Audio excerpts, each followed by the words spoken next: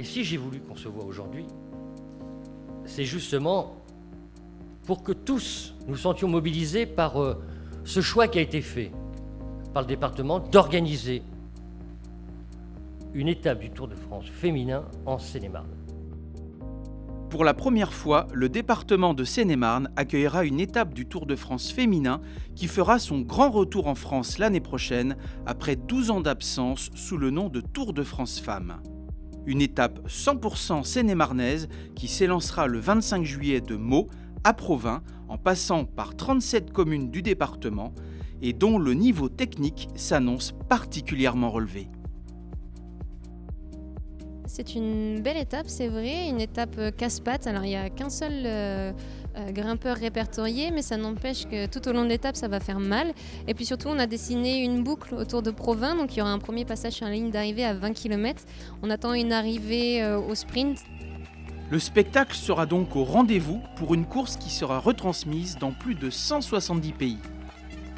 Le Tour de France Femmes, aujourd'hui, demain, en Seine-et-Marne, c'est évidemment une compétition de très haut niveau, la plus grande compétition cycliste pour les femmes, dès demain, dès juillet 2022.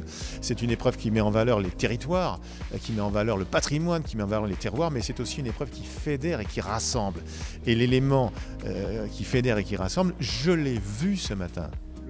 Et effectivement, de nombreux maires avaient répondu présents à l'invitation du département pour cette réunion de lancement du Tour de France Femmes. Ce Tour de France va passer parmi beaucoup de collectivités en Seine-et-Marne.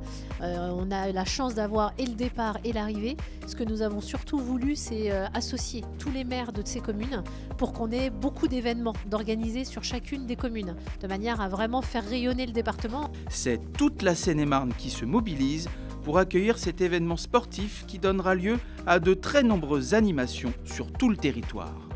C'est une formidable nouvelle, on est tous très heureux et très fiers, et je dois dire que le fait que Jean-François Pareggi ait pris l'initiative d'organiser ici en partenariat avec les équipes du Tour de France et de Christian Prudhomme et de Marion Rousse, la première étape du Tour de France féminin dans ce moment si particulier, Année de la femme, où on va effectivement donner une nouvelle dynamique à ce sport dans sa pratique féminine, c'est formidable. Alors il y a énormément de choses qui seront mises en place, ce sera un événement évidemment extrêmement populaire. Nous allons travailler dans deux directions principalement.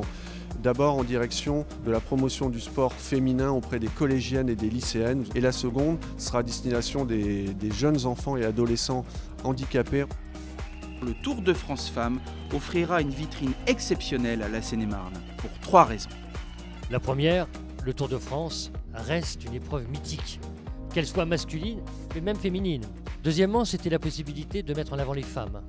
Avec le bicentenaire de la naissance de Rosa Bonheur, je pense que là, nous allons aussi avoir un moyen de mettre en avant les femmes et elles le méritent.